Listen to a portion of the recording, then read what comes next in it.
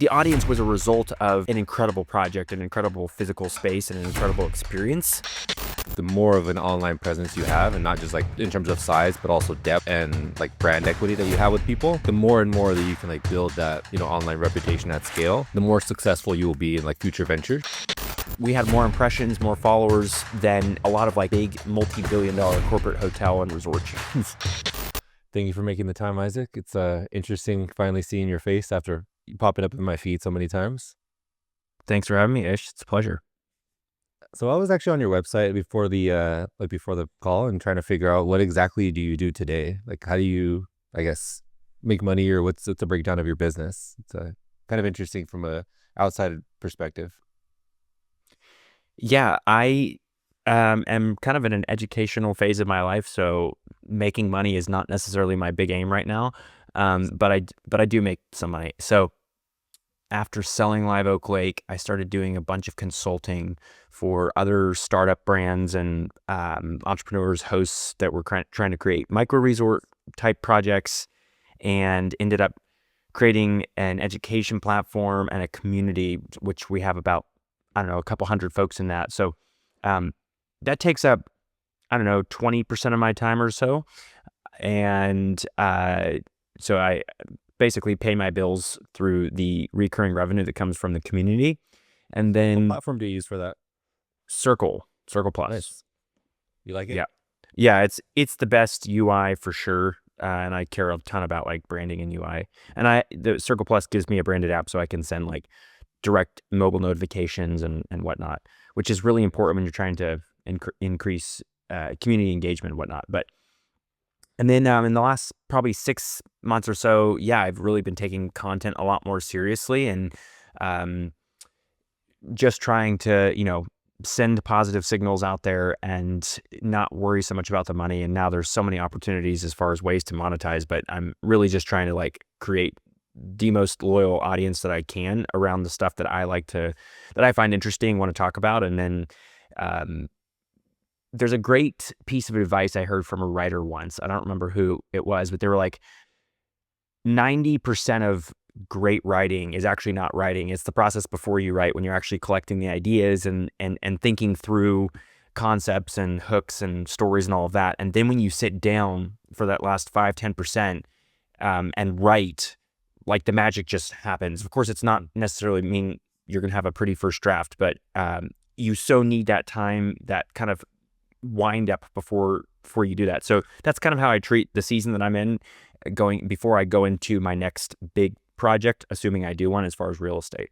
Yeah, that's awesome. So right now, like all of the content that you're putting out on, X and email and your website, all of that's just kind of like top of funnel, but you have somewhat of a business, but it's not like to generate leads for, Airbnb or whatever. It's like a consulting. It's kind of just like teach people done, and yeah. Exactly. And I have this course, the Experiential Hospitality Masterclass, and so, but I'm super like low pushy with that from time to time. Basically, when people beg me to get into it, I'll let them into it, because I really abhor the whole like sales model, and I probably should be a little less sensitive about it, but I've seen so many bad stereotypes, and I think maybe I'm too sensitive just from like being on X and hearing people talk about that. So, but yeah, from time to time, with the trust that I've built up, like when I launched the course, I had a fantastic launch a year and a half ago. It was crazy, especially for my audience size at the time. And I think that just speaks to the power of like putting out valuable information and like truly sharing freely, giving, and people are desperate to pay you, but desperate to give you money. Yeah, exactly. So right now you're pretty much like in creator mode. Like you're, not as focused on building a next business, but just like creating great content online, which I think in the future is going to pay dividends, Yeah, and creator mode and education mode. I feel like a kid in a candy shop, because especially like with this community I have 100 plus of the best operators in this space in real estate, hospitality, experiential hospitality. And so I'm constantly learning from each one of them, being somewhat involved in these different projects and seeing how different people do it. And, especially different areas of expertise like raising capital. It's just something I haven't really done on an institutional scale or syndication scale. So it's really, and of course, just, yeah, spending plenty of time reading and collecting ideas, experiencing. I've also been traveling a lot and speaking a lot recently, but I'm probably not going to do that much going forward. It's just because now that I have two kids, it's kind of a big deal for me to have to leave. But it Yeah, is also nice. totally. Thank you. Yeah. It's a nice way to go and meet people in real life and continue to reinforce relationships that you built online. That's great. Where are you calling from, actually? So I'm in the Nook, which is my studio, which is here just 200 feet behind my house in Central Texas, about an hour and a half north of Austin. I saw your tweet about that this morning. What is the Nook, or like how did you build it? Can you give a breakdown?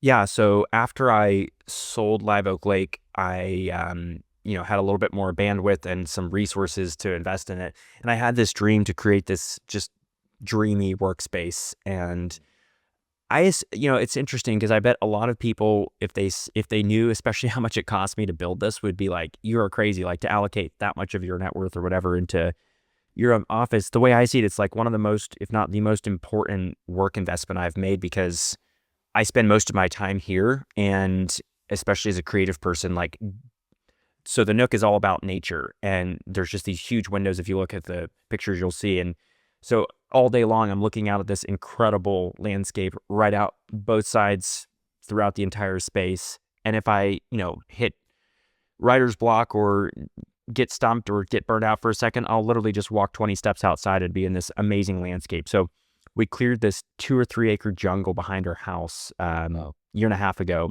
and it looks, entirely unrecognizable now from what it did then.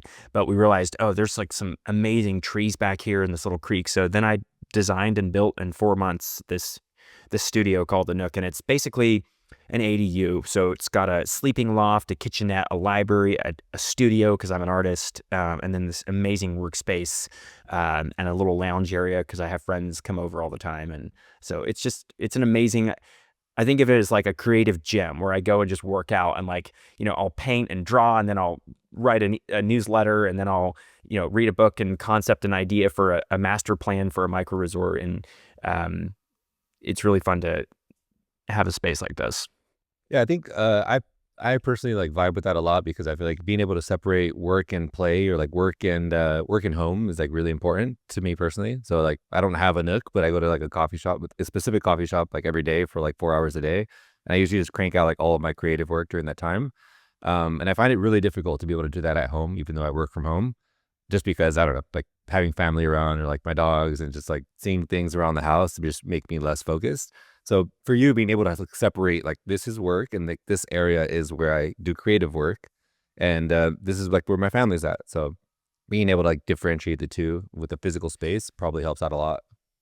It does, but it goes both ways. So, I mean, this is 200 feet behind my house. I mentioned my wife and I have two young kids, and I get to see them multiple times a day. So I literally just walk back and forth.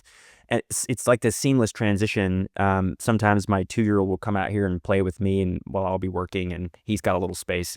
It's funny because I grew up as a kid.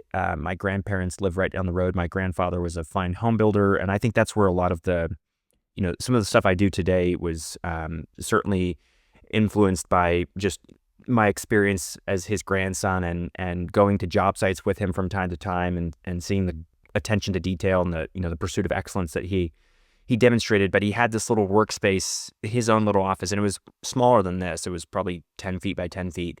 And I have such distinctive memories of being there as a kid, like under his desk playing with Legos while there was this perfect music and the lights were set. And my grandmother made homemade soap as like her hobby. And so that was in the back corner of the workspace, and you could kind of smell the homemade soap. And it was just like this perfect environment. And I had this deep appreciation from a young age of like having that space where the world was just right and everything was in its place. But yes, it was a distinctive place. It wasn't, there was a boundary, there was separation from that. Exactly. It Vibrant really is can important. go a long way. Yeah, A I hundred agree. percent. So we've highlighted a little bit of Live Oak Lake, but maybe we can talk about what it is for the listener that's kind of, what the heck is he referring to? What it is, how'd you build it, and maybe why'd you sell it? Yeah. So 4 years ago, I was self-employed as a bookkeeper. I did have some construction experience growing up working for my dad. He had a small construction business. I had been general labor, sweeping floors, learned the trades, ended up running projects in my late teens, early 20s. Didn't go to college, was homeschooled, but was self-employed as a bookkeeper and had this dream to create this village of cabins. That's really the only way I knew how to describe it. It truly was like a vision, though. I could just picture this ideal kind of magical environment. And um, living here in Texas, to be completely honest, it's not the most inspiring place as far as the landscape goes, Yeah. or as far as the architecture goes. And it felt like a great opportunity to create this oasis that was transportive. It felt like you were going somewhere else. And it also made sense. I didn't do any kind of like market research, but it just made so much sense that, Waco is right in the middle of the Texas Triangle. That's 23 million people within 2.5 hours in pretty much all directions. And Texas is a huge state, so they need to go somewhere, and it usually takes a long time to go somewhere. So if you can create this, drivable destination, I figured it would be a hit. So I found 5 acres on Zillow. I had $19,000 to my name. I found 5 acres for $138,000. Immediately after looking for a few months, immediately drove down and met the realtor, stepped out of the car, and just like got chills within the first minute of like walking on this place. And I'd driven by this piece of property like probably 100+ times. I grew up in this area. It's right down the road. Okay. Never thought anything of it because it was just a nondescript, jungle from the road. But there was this little kind of muddy cow pond in the middle that I could just picture, expanded and reshaped. And I could see these light reflections and like this village of cabins. And I had that picture in my mind. So we got under contract that day. And then I got on the phone and started, trying to put pieces together. We were set to close 30 days. We had 30 days to close, all cash. So I needed about $110,000 just to close on the land. And ended up convincing some family members and friends to loan me that much money. They had a small construction company and a line of credit, actually. So it was highly leveraged. They were using leverage. I was using leverage from them.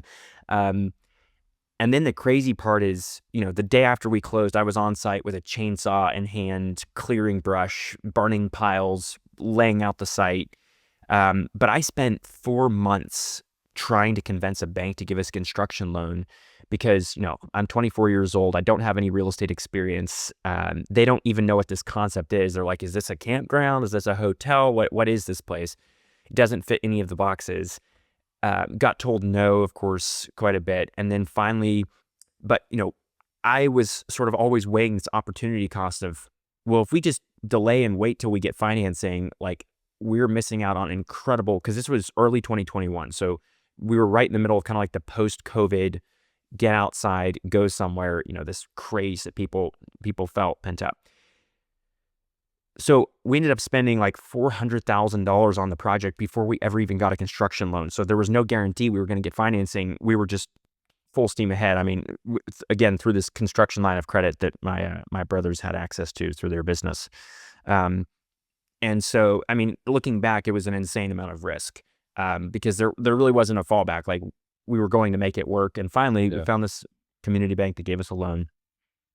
There was so many hurdles. I mean, it was like the wettest year on record, wettest summer. And so we were right in the clearing, site work, utilities phase. And for anyone who's been in construction, they'll know what I'm talking about. But I mean, it was a disaster. There was no roadways. There was just mud everywhere.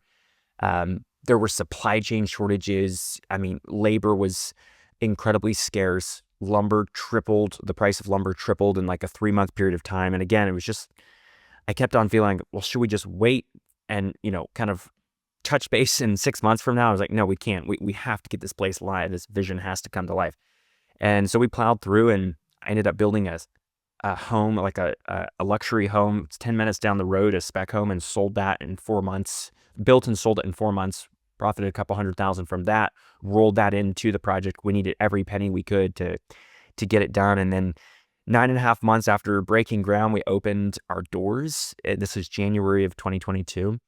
And this was all 7 cabins, or did you open one? Everything. And then wow.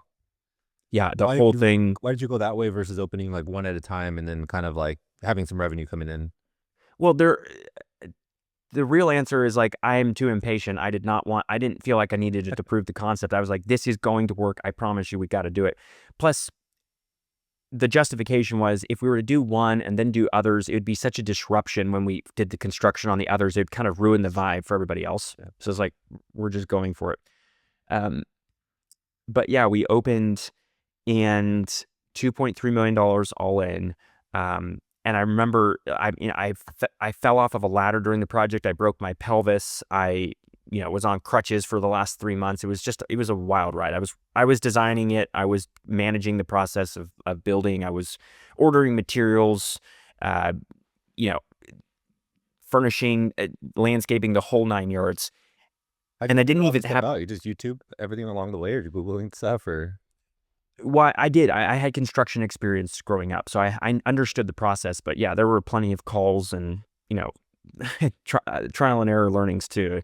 I remember paying a contractor like 95% because he convinced me to. He was doing all of our drywall, and he was in theory. He told me it was 95% of the way through. It was smooth drywall though, and anybody who's done this knows like the last 5% is actually like 50% of the work because you got to get it all smooth. Anyway, he was like 50% done and I paid him for 95% and he walked and I never saw him again. So there were a lot of like hard lessons I learned through the process, but we launched and I still remember like I was so heads down trying to, especially that last month or so, just hundreds and hundreds of punch list items. The property is quite magical. I mean, it's incredibly detail oriented. So everything from like the front gate, first impressions, the lighting, the way the plants are, the details on the gate itself, the way it opens, the pathways, the signage, like everything has been thought through. So it's all like supposed to point to this incredibly magical, like otherworldly experience when you go there. Yeah. And so it was great. We executed all these great details, and then we finished the last one, and it was like, okay, today is January 10th. We're done. Oh, we have 7 units to fill. Like, I haven't done any kind of marketing or any kind of like launch preparation. And so we got some photography done, and then I launched on Airbnb, and we had this fantastic time. I ended up inviting like all my friends, and I have 9 siblings. So all 10 of us kids came, my parents, grandparents from across the country, and we had like a mini family reunion to soft launch. It was pretty epic. But they all made like legit reservations through Airbnb. And then we get like 2 weeks in, and one morning I wake up and our entire account is suspended. And there's nothing on Airbnb. There's nothing I can do. All bookings have shut down. And I call them. They're like, sorry, we can't do anything about this. There's another department that handles this. There's no guarantee if it'll come back, when it'll come back, why it won't come back. So you can imagine the feeling. It was pretty bad. I mean, we had a $17,000 loan payment due in a couple weeks, and I'll never forget it. So I had a couple days that were really rough, and then it forced me to think outside the box. And overnight, we whipped up a direct bookings website, an engine for direct bookings. Threw together an Instagram account with like virtually no following, and then I was like, okay, now what? Someone's like, oh, you should partner with a travel influencer. They do these like giveaways on Instagram. Yeah. So we did one, and she didn't even come out. I just sent her pictures. $950 is what she charged me. She ran the giveaway, and in 7 days it drove $40,000+ of direct bookings and thousands of followers from scratch.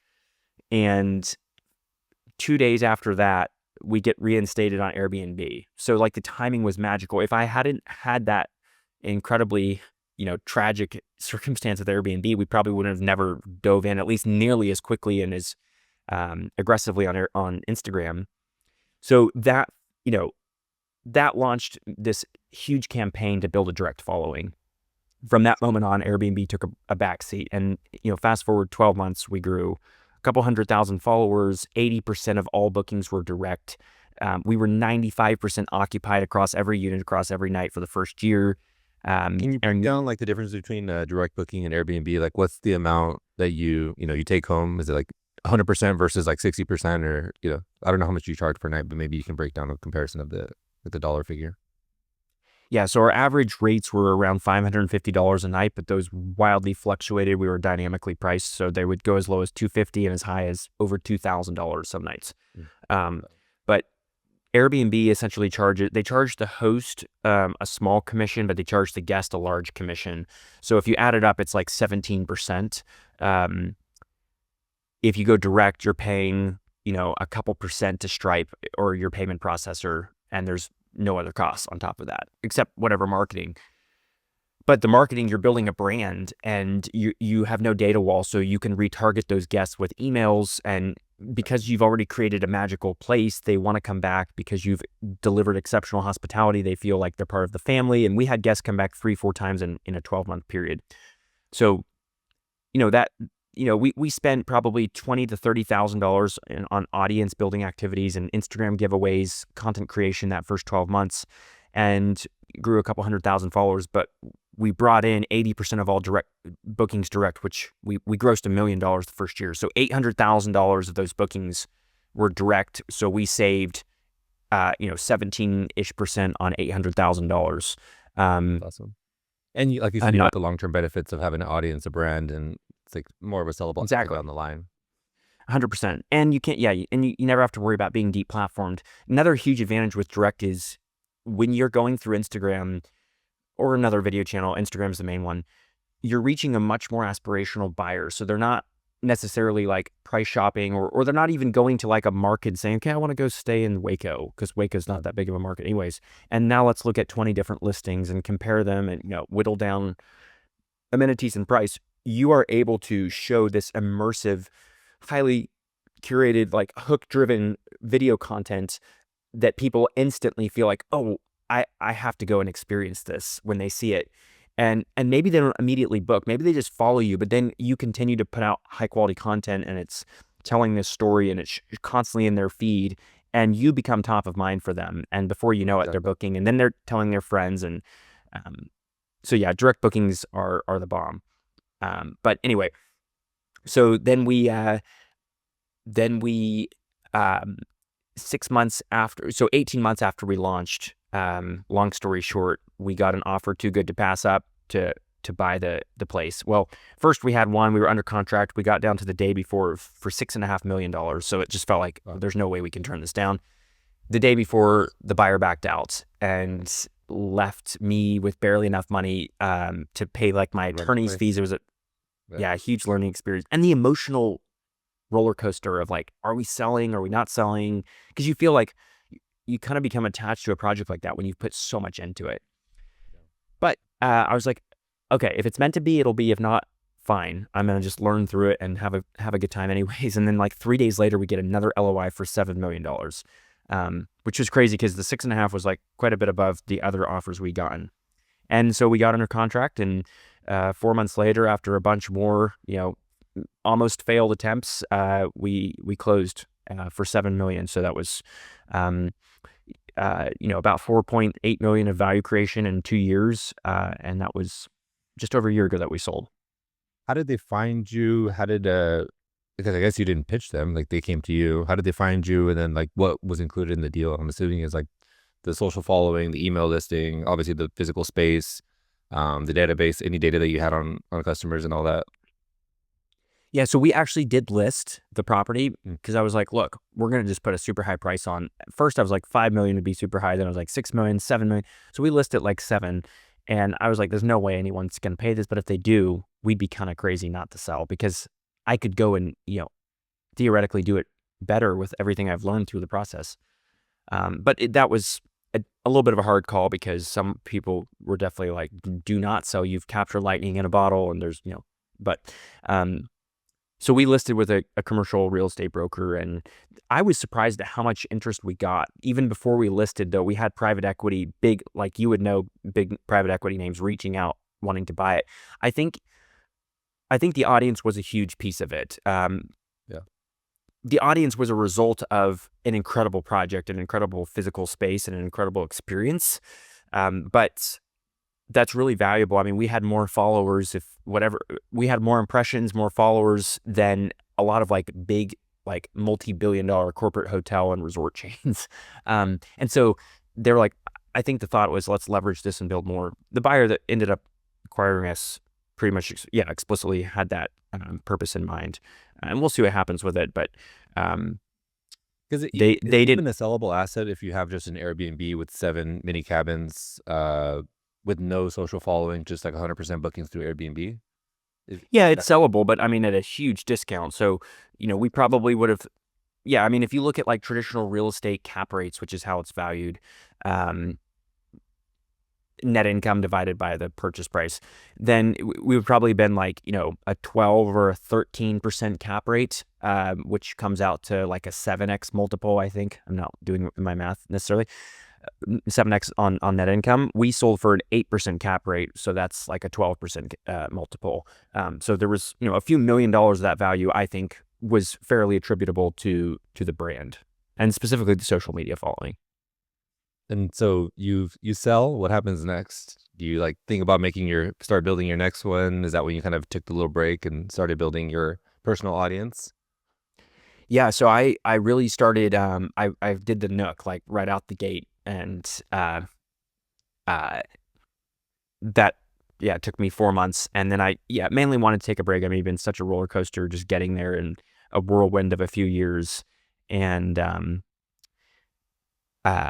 then actually took a break from social. I had been sharing some stuff on social before that, but took an 8-month break from Twitter and pretty much all social, but started writing a newsletter, which was really like therapeutic. And I realized how much I enjoyed writing and how important it was just as part of the thinking process, and memorializing a lot of like the things I had already learned through my experiences with that project and other stuff I've been involved in. So, and then last June, really got back on Twitter, and have been kind of amazed at how well that's done just since June to today, I guess like the last 9 or 10 months. But it's been a lot of fun. Like, I have allocated a disproportionate amount of time to the storytelling, specifically on Twitter, and then that's flown to my newsletter and some other channels now. Why do you think you do so well on Twitter? I have a few assumptions, but you as like the content creator and the person behind the brand, like why do you think your content, performs so well? Man, I don't know. I try hard. I'll be honest. But The content is here's for what it's basically my it's strategy. really good. I appreciate that. So Twitter, and I haven't been around for a long time. A lot of people are like, "Oh, Twitter used to be so great, and now it's bad," and whatever. I've gotten 150 million impressions in the last few months, and I'm not even that big of an account, but so it's been fantastic for me. And What's your I've met following right the now? most. I'm at like 72,000, I think. That's incredible for that. Yeah, for that size of an audience. Well, and 9 months ago when a lot of that started, I was like at 20,000. But so basically, my strategy has been focus on doing a lot less. Everybody talks about like social posts are lottery tickets, and get as many of them out there. It seems to be pretty conventional wisdom, because some of them are going to do well and some aren't. And I'm not saying I can predict virality. I've certainly had those posts where I put a lot of time into it, and it's like, oh, that was kind of a dud. Flops, yeah. But in general, like, I've just tried to like really, really squeeze down my output and do like one thread a week, or maybe even one thread every couple weeks, and spend 12 hours on it. And pretty much every thread I've posted, with maybe one exception, has gone, by my standards, viral, and has gotten me a lot of followers. So that range. Viral posts look like in terms of let's just say like likes and impressions. I mean, so on the smaller end of, I guess, what I would consider viral, like 1 million views is viral to me. And but I had one that hit 40 million a couple months ago, and I had another one that hit 20 million, and I had several others in like the 2 to 5 range. The 40 was definitely like a new experience of. Yeah. I got 20,000 followers in 24 hours. That was insane. Crap. Yeah, I think about like the amount of money you would have to spend to reach that many people is crazy. And then like also it's all being attributed to your personal brand. So like you can roll this over for the rest of your life, whatever projects you build, you take that audience with you. So, Yeah, so exactly. Basically, I think you do have to start pretty niche. And for me, that was short-term rentals, and then kind of grew from there into the micro resort idea, which was what Live Oak Lake really was. And then kind of grew from there into boutique hotels and unique stays and kind of other forms of hospitality. And then, design in general, I think I'm pretty design driven as a person. And then the idea of like craftsmanship and smaller is better. And like really the same philosophy that I'm talking about putting into the tweets of like projects, like do less, but do it a lot better. And then, now it's kind of a mixture of design, craft, hospitality, decentralization, villages, nature. Like there's all these kind of themes that I'm kind of building out. And really it's like an exploration myself of like, what am I really curious about? What are the things that I really am passionate about and want to learn about? And then with the actual, like, I'll try to give you like a couple tactical tips if you want, as far as like the things that I've done. I'm not saying tips to you. You've got a bigger following than I do, but just things I've learned. So visuals are really important. And obviously everybody knows this, but like I spend 50+% of my time just on the hook for a thread. So if it's a 12 post thread, and I spend 12 hours on it, I will literally spend 6 hours total when you add it all up, just working on that first, because that means everything. And a close second to the hook tweet is the final tweet and the emotion that you're really trying to capture. And that feeling like you've got to leave, it's almost as important as the first. But if you don't have the first, then you're never going to get to the last. But that last post is so critical because you have to condense. And I'm doing like a lot of storytelling, so it's not so much like here's 10 takeaways on such and such. It's like, no, here's a story arc of this person who had this dream, who then had this obstacle, who overcame that obstacle, who created this incredible project or this incredible business or whatever. Most of them have been focused on these hospitality, like micro resorts. But, and then for me, like I try to be pretty inspirational as far as like but not fluffy, like truly giving people real stories, exactly. Real advice of, here's how these people raised money with literally nothing. Here's how they crowdfunded $800,000 from nothing without giving up any equity by selling discounts to a resort they hadn't even built yet. So I'm always looking for stories too. And, the filter for those stories has become increasingly small over time.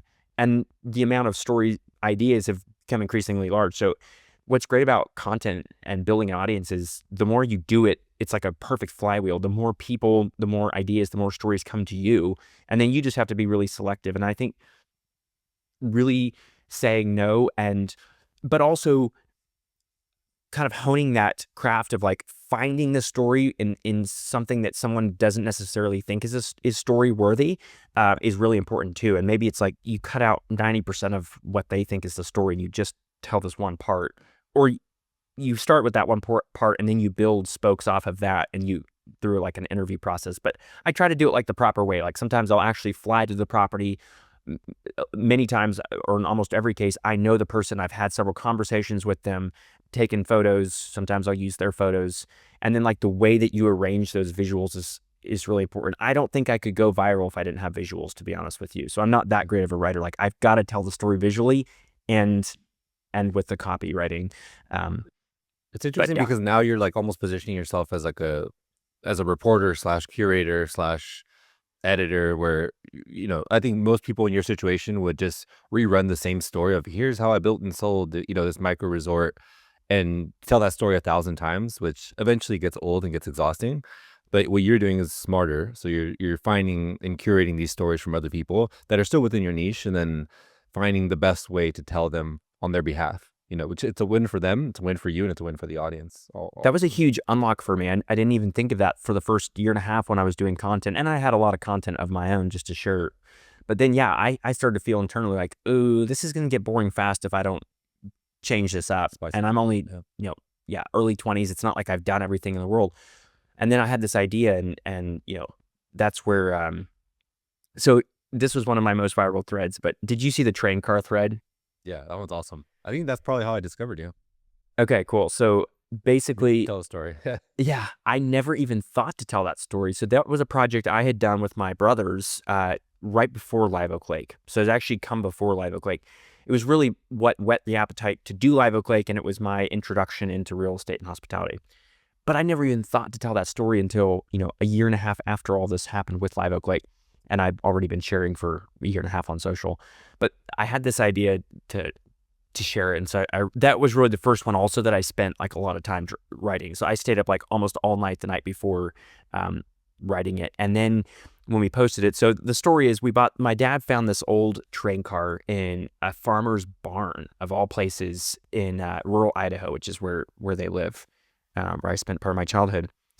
And I honestly wouldn't even have recognized this thing as a train car, but he's like this super train aficionado. He knew exactly what it was, and he was determined to buy this thing. So he talked the farmer into selling it for $3,000. It's 61 feet long. It's 20 cats are living inside of it. It looks like it's totally rotted. It's like, what in the world are we going to do with this? He was persistent enough. He found a mover. It took 2 years to find a mover to actually move it. I mean, it's a big deal too. I mean, these are like these windy, hilly roads, huge. And it's like, I thought it was rotted. It had a steel frame and it actually wasn't that rotted. But so we get it moved over to this little piece of property we have. And this is 2 hours from a major city, 2 hours from an interstate, 2 hours from a major airport. Like, this is the middle of nowhere. And this is early 2020. COVID happens. Everything gets shut down. People are quarantined. It was the perfect project to like be outdoors, be together as a family.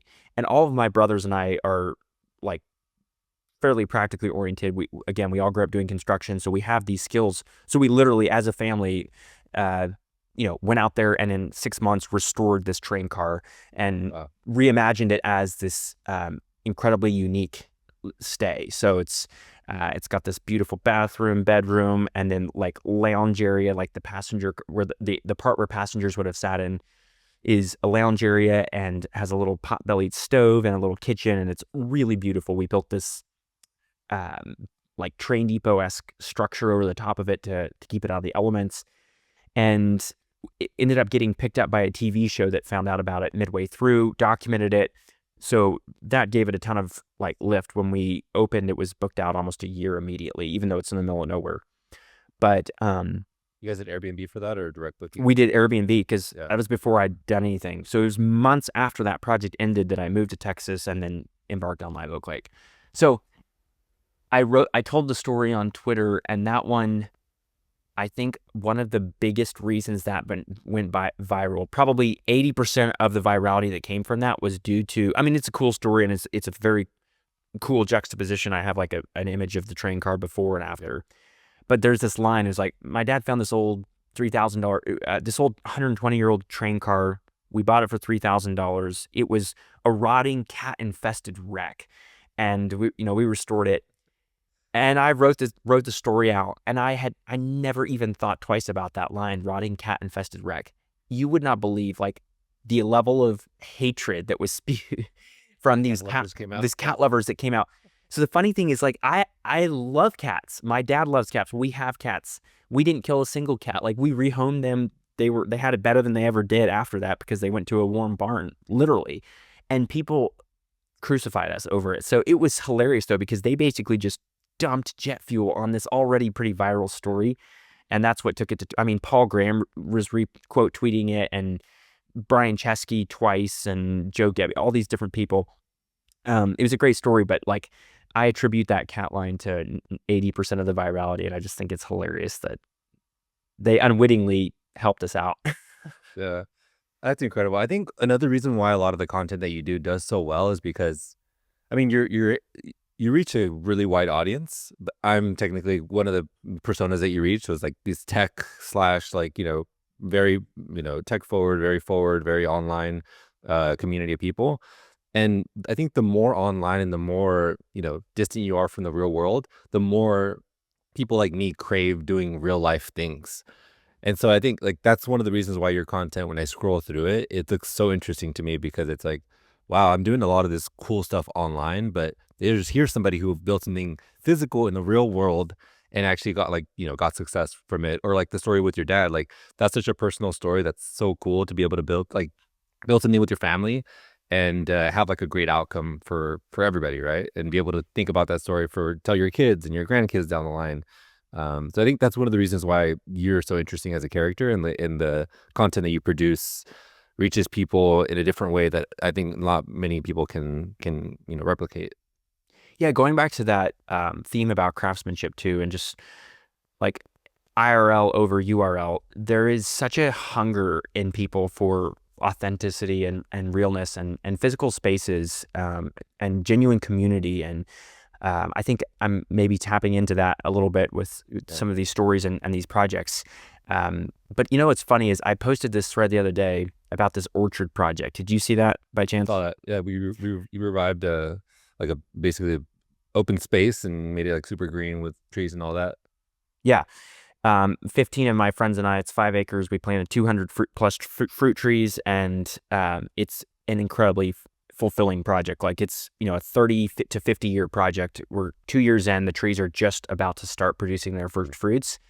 And so it's just been a blast. But when I posted the story and people loved it, but one of the recurring themes, you're a crypto guy, right? Oh, you probably know a lot more than me. Yeah, you understand pretty well. I'm not. So yeah, to your point, like I did not come from that world.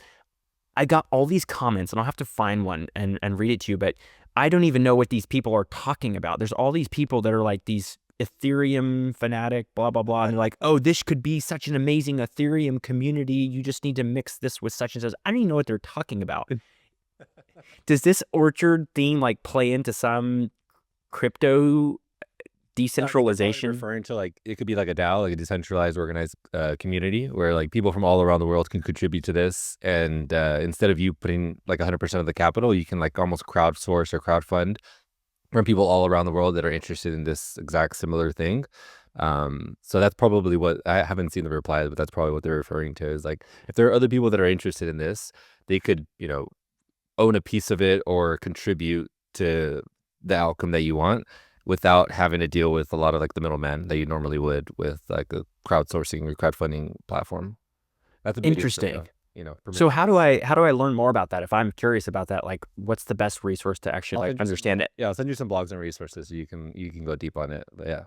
And I'm curious, are there like real life projects like this that have utilized Ethereum in that way? If you've heard, this was maybe 3 or 4 years ago, or maybe 3 years ago, and there was a huge community of people online that were buying the Constitution, one of the replicas, or not the replica, one of the actual constitutions. I think there's like 12 of them ever made, or ever created, and a lot of people online were trying to buy one of them.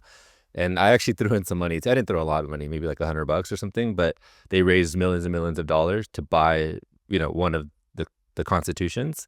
And I think they fell second, or we fell second to like another buyer who paid a little bit more. But yeah, there's real life communities out there that, basically if you have a really cool idea and you want to put it out there for other people to be able to have a small piece of history or a small piece in it, then whoever's interested can basically throw in. And all of this stuff is, written with smart contracts. So there's permissionless leverage, but also you don't have to like trust in a single entity that you're going to get, robbed or gypped out in terms of like some legal contract. Very interesting to me. Yeah. I'd love to study this more. Yeah, I'll send you stuff your way. Can I ask you another question? Yeah, go ahead. So I've seen a little bit of your content and it's great, but can you tell me, like, I know did you just quit A16Z? Yeah, I'm still working with them as a consultant, but my focus right now is to, my thesis is like building an online presence is one of the highest leverage things that you can do, especially as like AI becomes better and better at producing, software, creativity, and productivity. So I think the more of an online presence you have, and not just like in terms of size, but also depth and like brand equity that you have with people, hence this podcast and why I'm interviewing people like yourself. I think the more and more that you can like build that, online reputation at scale, the more successful you will be in like future ventures. And so that's exactly what I'm building with Internet Empires, is how can I highlight people who are playing my thesis in real time, and then also document my personal, journey with the newsletter, with the podcast, with the show, eventually events, and then eventually maybe like an online community as well of people who are interested in exactly this. So yeah, Very that's cool. kind of how this all came about. And I just woke up one day and I was like, oh shit, AI is getting better and better. And even AI aside, like all the people that I see that are living like their dream lives, or like the life that I want to live, like on their own terms, having fun, creating things, building things, all of them have this one theme in common, or like many themes in common. But one of them is they have like a really strong online presence, either a distribution outlet via newsletter, social presence, or they're just very well known in their community. And so that's kind of, my thesis that I believe very strongly. And I think you're playing it out like to a T, which is awesome to see. So cool. Well, I just subscribed on YouTube, and I will get the newsletter and follow along. I think it's a Very cool. great play. Let's actually talk about your your day-to-day today. How do you spend your free time? What does an average day look like for you? Any interesting hobbies that you have or obsessions? Yeah. So, just in a nutshell, something I've talked about a little bit, but um, I am part of this non-denominational Christian community, and this is where I was born and raised. I'm third generation. My wife's grandparents actually started as an inner city mission in Manhattan 50 plus years ago, and then it eventually morphed into like a land-based intentional community, and now it's kind of becoming a movement. There's 15 or so around the world, but so it's a very different lifestyle than most people.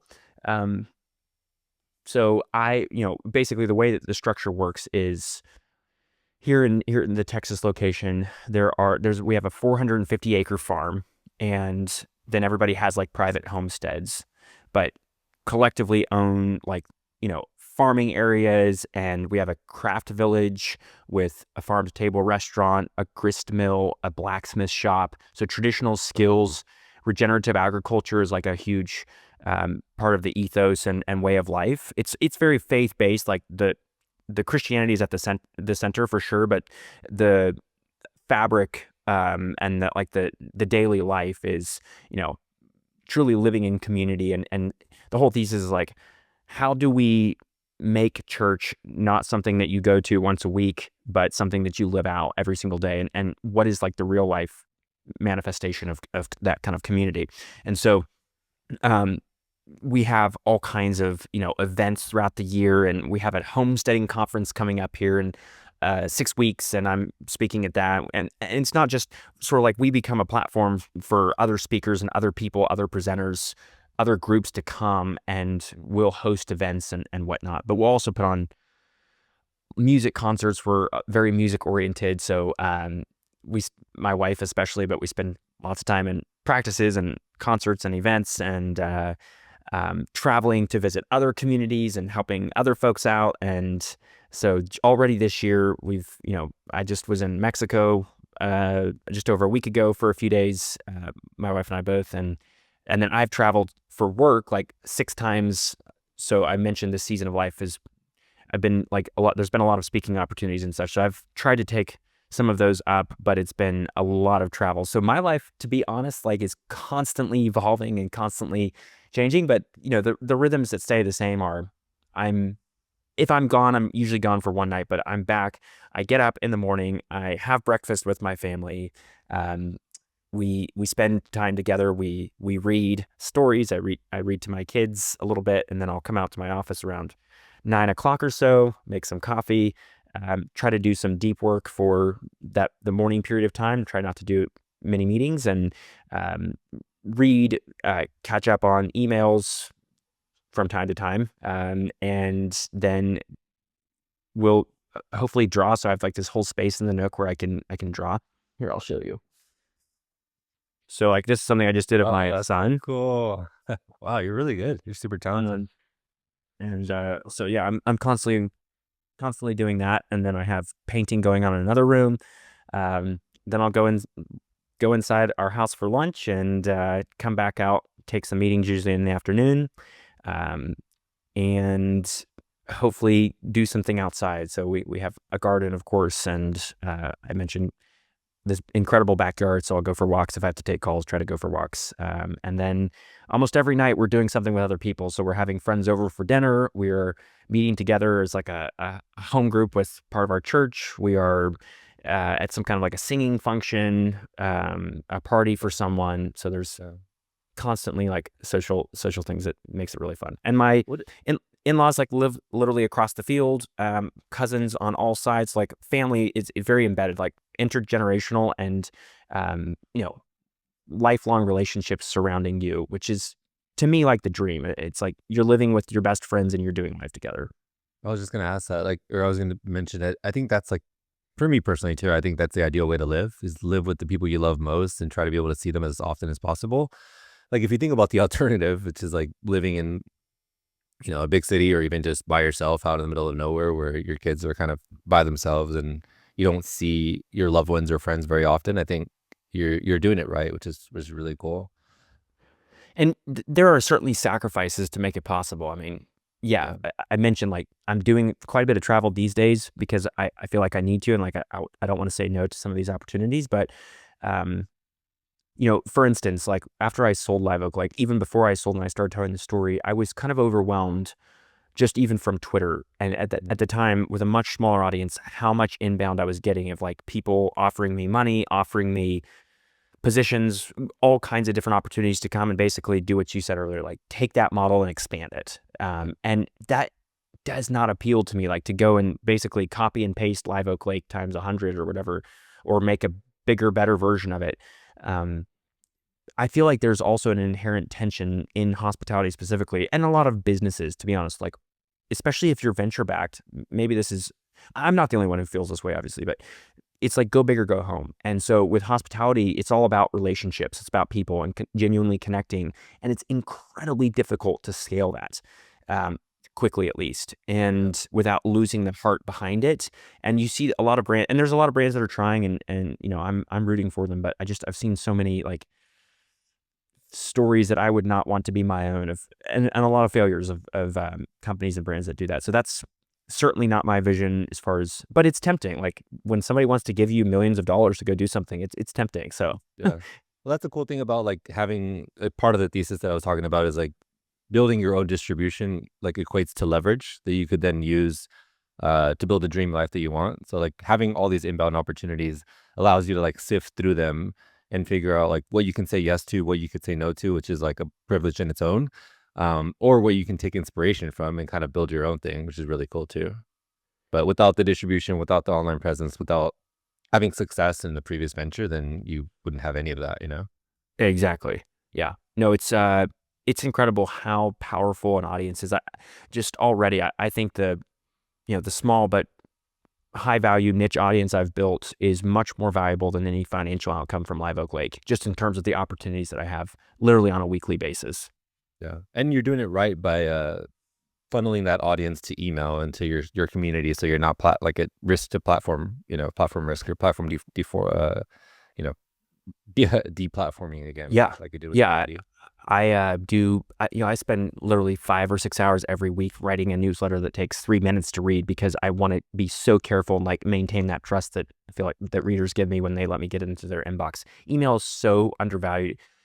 To be honest, like I don't, and a lot of people are doing this now, but especially, the big opportunity for email that I'm seeing is like with ManyChat and Instagram. So I started doing short form like a few months ago, and it's grown well, but I've kind of applied the same philosophy of like just do less but do it better. And so I've only put out probably 30 reels, but I've gotten 50,000 followers or so Wow. just from those 30 reels. And but using like the whole ManyChat integration is unbelievable. The conversion rate of versus like the same number of impressions on X, for instance. So like from a, Break it down. Like what is ManyChat? How are you using it? yeah, so it's really funny to me. Maybe you know more about this, but ManyChat is like the only partner that Instagram will allow in this capacity. But basically, it's is a third party integrator that will allow you to say, "Hey, comment such and such a word in a story, or DM me, or on a post," and I will send you a resource. I'll send you a lead magnet, and so I'll tell these stories, and then my call to action will be, comment such and such, and I'll send you a free 7-day guide to build your own micro resort, or I'll send you a link to give you my newsletter where I'm going to tell you the cost behind this thing that these people built that I just told you about. So Yeah. I'll withhold some valuable piece of information, drive a ton of signups, and you usually get like in my experience, 45% conversion rate of the people that actually comment actually convert and give you their email. But it's all automated and it's done for you. And, so side by side, like with that 40 million impression thread that I did on the story of this cave that these people turned into this Airbnb, I think I drove 3,000 subscribers to my newsletter, which is huge. I mean, that's a lot. But what is 3,000? I don't have my phone on me. 3,000 of 40 million. Let's just do the math here. divided by 40 million.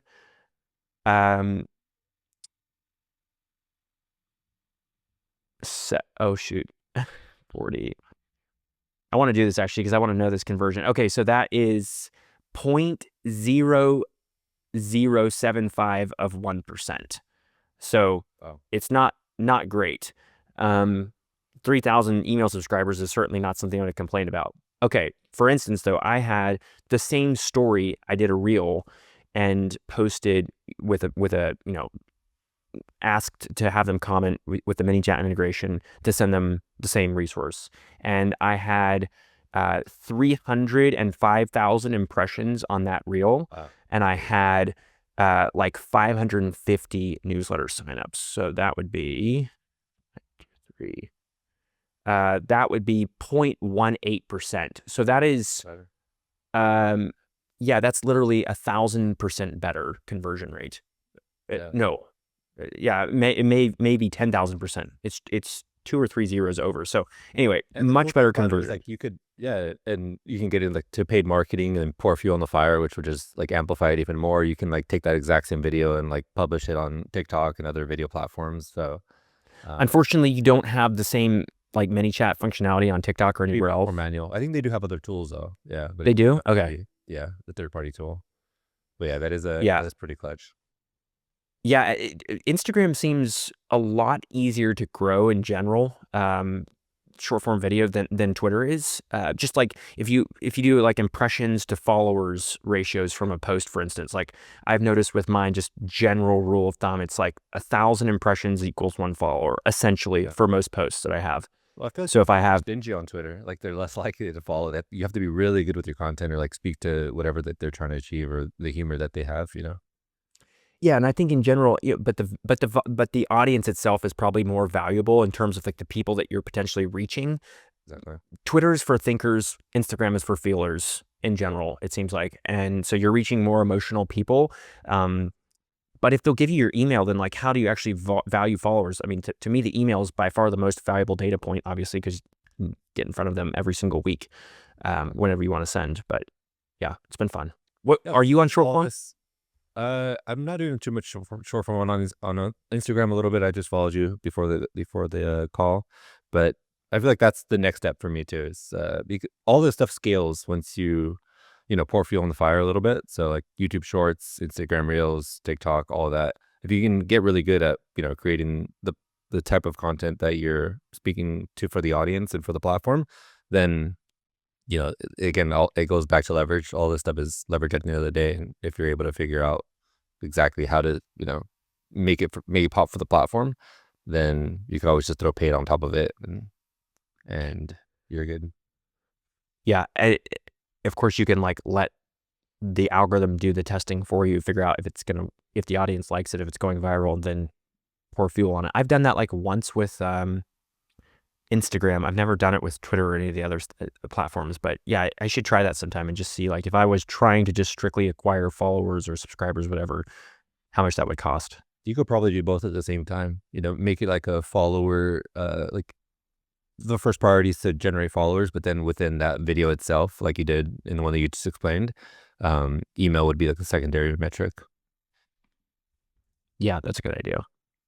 Nice, man. Well, this has been awesome. Just have one final question for you. What's like if you had to think back to before Live Oak, like what's like a piece of advice you'd give yourself, and like now looking back and knowing how hard it was and where it got you to where you are today, like what advice would you give yourself?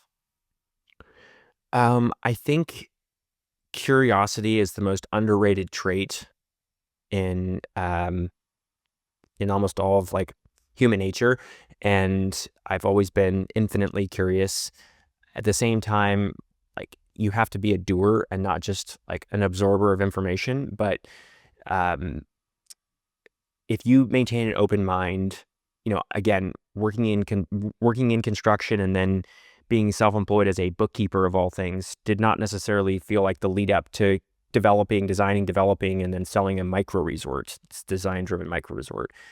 But because I was curious and I was always expanding like my experiences and just seeing like what actually lights me up, what do I want to do? What do I like? And investing in experiences, I had the impetus to go out and actually make a radical pivot in my career and pursue my dream.